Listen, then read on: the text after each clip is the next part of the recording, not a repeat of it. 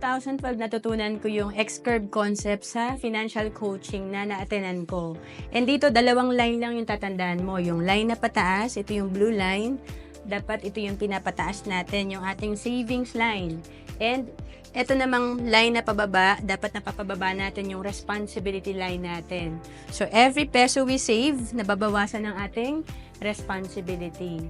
And dito sa sitwasyon na to, mahirap, insecure pa tayo. Ibig sabihin, you work for the money. So, dapat, pag tayo ay nakakaipon na at nakakapag-invest, darating yung araw, pag tayo ay magre-retire na, money is working for us. So, halimbawa, 30 years old ka ngayon, goal natin, makabuild ka ng 3 million retirement fund mo pag edad mo ng 60.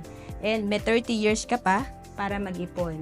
Para mabilis tumaas ang ating money line or savings line, dapat marunong tayong mag-invest. Dito sa sample natin, kahit 3,000 per month ang iyong naiipon at nai-invest, meron kang projected fund na 2.94 million after 20 years kung marunong kang mag-invest sa 12% per year na on the average ang kinikita.